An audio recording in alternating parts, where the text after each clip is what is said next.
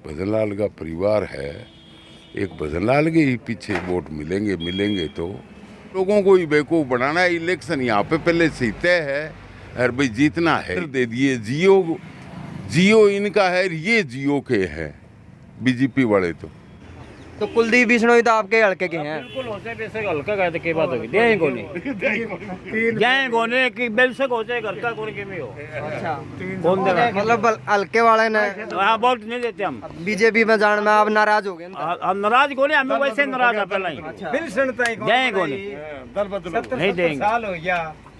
Uncle जी नाम पहले uncle जी नाम बता दो, नाम बता किसको दे वोट? हमारे को आज तक पहले से नहीं कौन बनी। 73 साल मेरी उम्र होगी, 50 बारी सारी सरकार आई, मैं फार्म भरया, कोई कणी सुनाई कौन करी आज तक? ना बीजेपी करी, ना कांग्रेस करी, ना लोकदल करी।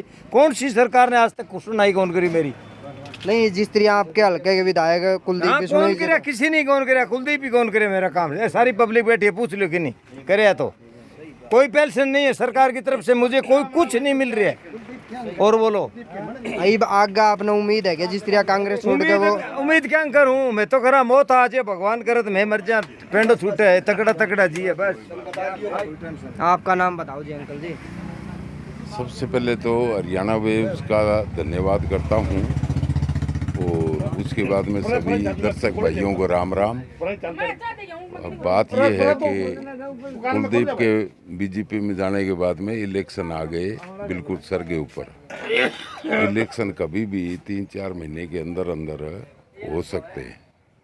रही बात यहाँ पे कि कौन कैंडिडेट जीतेगा कौन हारेगा, वैसे तो यहाँ पे आदमपुर हमेशा ही भजनलाल का गढ़ रहा है, लेकिन उसके बावजूद पिछले कई सालों से भजनलाल जी के बाद में लोगों में थोड़ी बहुत नाराज़गी है कि भाई कुलदीप इतने हाजिर नहीं रहते।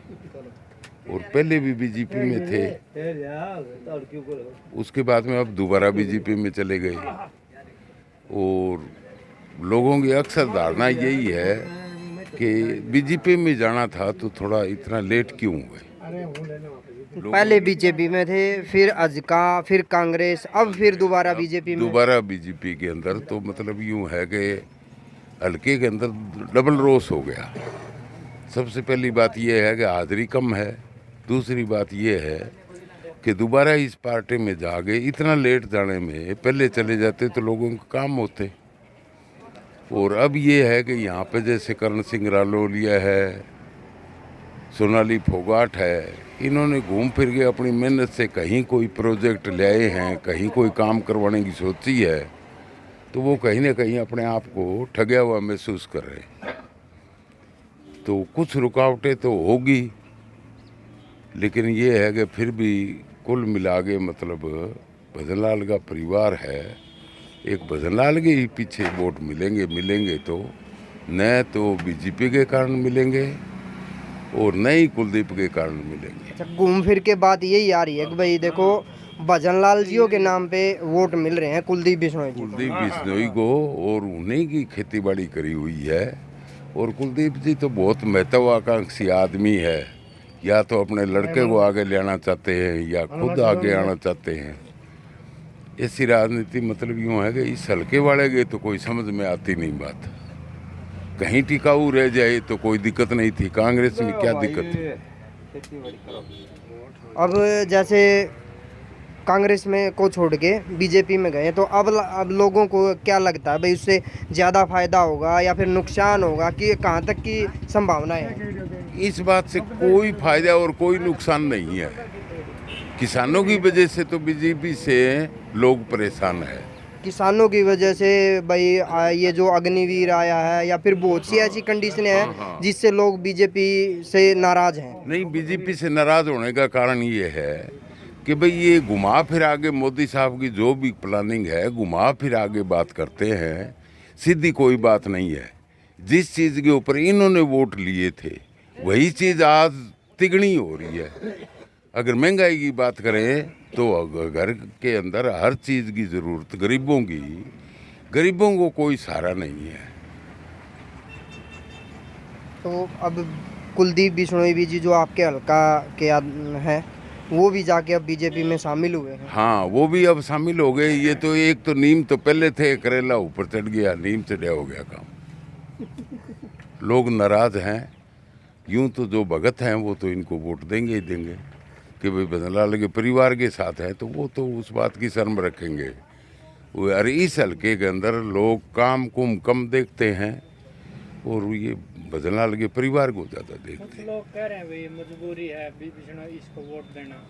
मजबूरी यहाँ पे कोई नहीं है। मजबूरी ये है कि जब भी चुनाव हुए भजनलाल जी के बाद में यहाँ पे कोई कैंडिडेट ठोस नहीं आता, और जो भी आता है वो बाहर से आता है। यहाँ वो लोकल आदमी नहीं है जो यहाँ रहे। अब बीजेपी अगर चाहती तो कुलदीप को ही तोड़ दिया, नहीं कि यहाँ पे पहले सोनाली फोगाट को कह के यहाँ काम करवाते। यहाँ थाने के अंदर चले जाओ तो कोई नहीं आता। यहाँ पे किसी को पावर किसी ने नहीं दिया आज तक। किसी भी पार्टी ने इस परिवार को यहाँ पे हटाने के लिए किसी को चौधर नहीं दी। इसका मतलब ये है कि ये तो लोगों को ही बेवकूफ़ बनाना है। इलेक्शन यहाँ पे पहले से तय है और भाई जीतना है ही बस। और इससे बीजेपी की कोई हवा नहीं बनेगी। कुलदीप जीत गया तो जीते जिताया आदमी को अपने साथ मिलाना, ये कोई मतलब ये है कि यहाँ तो यूं ही लोगों के खर्चे ही करवाने हैं। आप घूम फिर लो एरिया के अंदर, इस मंडी के अंदर आप घूम लो, प्रॉपर मंडी के अंदर और प्रॉपर आदमपुर गांव के अंदर आप जाके देखो। हम घरों से बाहर निकलते हैं तो हम कपड़े भी नहीं पहन सकते, पानी बढ़िया पड़े है चारों तरफ, लोगों की फसल तबाह हो रही है। ये पहले से ही कोई प्रोग्राम क्यों नहीं बनाते? बरसात का क्या आए तो आए, वरना 4 साल ना आए। यहाँ पे लोगों के अंदर इस बात की कोई सोच समझ, कोई सूझबूझ नहीं है। वोट डालना है, हारे जीते अपना वोट डाल के पिंडा छुटवा लेते और कुछ नहीं है। कोई किसी का चाहता नहीं है। अब जैसे बाई इलेक्शन होगा जी, हाँ जी। 1 महीने 2 महीने बाद जब भी होगा, हर सरकार अपने अपने कैंडिडेट को लाएगी। कोई ऐसा कैंडिडेट भी है भाई जो मतलब आपको दिख रहा हो भाई हम वो ज़्यादा काम कर सके?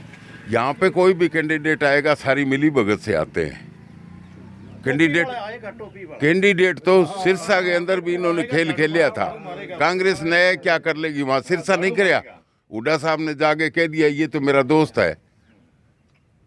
ये इस तरह की बातें करके और जो है ना, ये इन्होंने तो अपना खेल खत्म करना होता है, रोड़ा मचाना होता है। इनको इस बात का थोड़ा ही दुख है कि वहाँ पे राहुल गांधी पिटे, सोनिया गांधी का दुपट्टा छीन लिया, वहाँ पे जो है ना पुलिस ने उनको रोका। एक एजिटेशन जो करता है उनको रोकना भी तो गलत है। अगर करना सरकार के लिए गलत है तो उनको रोकना भी तो इनके लिए गलत है। सेफ्टी करनी चाहिए। ये भी तो आंदोलन करके ही आए होंगे बीजेपी वाले। इन्होंने कोई हमेशा से ये सरकार के अंदर थे, इतनी द्वेष भावना फैला रहे हैं। अगर ऐसा ही सलूक इनके सामने हटने के बाद में दूसरी सरकार ने कर दिया तो ये साफ जाएंगे। ये कोई इनकी राजनीति नहीं है। किसी को कोई जल्दी से तो ये मानते नहीं। 1.25 साल तक किसानों को परेशान किया और महंगाई वो की वो, सिलेंडर दे दिए। जियो इनका है, ये जियो के हैं बीजेपी वाले। तो जियो ने फ्री के अंदर दे गए और आज बाद के अंदर 400 रुपये से कम कोई सिम कार्ड है तो मेरे को बता दो आप। कुछ नहीं है यहाँ पे। पब्लिक तो है परेशान, लेकिन ये है कि वो परिवार इसको जिताना इस हल्के की शान के खिलाफ है।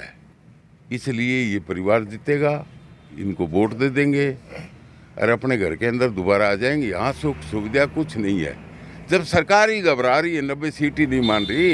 एक तो हरियाणा की सीट मानते ही नहीं आदमपुर को। तो आदमपुर को अगर मानते होते तो 30 साल तक आज पीछे से किसी की सरकार ही नहीं है क्या? किसी ने आगे यहाँ पे हल्के को तो किसी ने संभाला नहीं। कोई आगे इनके कंपटीशन के अंदर अब कह देते हैं कुलदीप आते नहीं, कुलदीप हाजिर नहीं रहते। तो यहाँ सरकार का आदमी कौन सा हाजिर रहता है जो आगे यहाँ पे लोगों की बात सुनता हो? एमएलए रह भी चुके हैं और अब आप कह रहे हो भाई आगे जीतेंगे भी तो कुलदीप बिश्नोई जी जीतेंगे, और आप काम की कह रहे हो भाई काम की कोई संभावना ही नहीं है। ना जी ना, बिल्कुल ही नहीं। ये तो बिल्कुल सच्चाई है कि किसी के टेलीफोन नहीं सुने जाते, किसी की बात नहीं सुनी जाती। किसी के गांव के अंदर कुलदीप जी का कोई ऐसा प्रोग्राम नहीं है कि मैं 15 दिन बाद में इन 10 दिनों के अंदर एक हाजिरी दूंगा, 100% दूंगा, ऐसा कुछ नहीं है। कुलदीप इस हल्के का है, लेकिन हल्का कुलदीप का नहीं है, भजन लाल का है। तो वही फिर आ गया जी। देखो भजन लाल जी के नाम पर कुलदीप बिश्नोई जी को वोट दिए जा रहे हैं, पर लोग अभी भी सहमत है या फिर खुश नहीं है कि भाई हल्के का कुछ और विकास होगा। बिल्कुल कोई खुशी नहीं है, ना इलेक्शन से खुश है, ना इनकी जीत से खुश है, ना ही हम इनकी हार से खुश है। अब जो बाई इलेक्शन होगा वो भी एकदम मतलब बोझ हो गया है कि भाई ये भाई, क्योंकि एकदम से उन्होंने इस्तीफा दे दिया और बाई इलेक्शन अब ये भाई इलेक्शन, यहाँ पे इलेक्शन कुछ नहीं है, सारी जनता मरी हुई है और सारे यूं सोचते हैं, पीट रहे हैं भाई हमने मार दिया, हमने मार दिया। जनता तो पहले ही मरी पड़ी है, यहाँ है क्या? भजनलाल जी के बाद में कुछ नहीं है। तो आप देख सकते हैं आदमपुर हल्के का सर्वे चल रहा है और आप हमारे चैनल पर देख सकते हैं। मैं हनीफ अपने साथी कैमरामैन नजरुद्दीन के साथ आपसे फिर मिलते हैं, तब तक के लिए नमस्कार।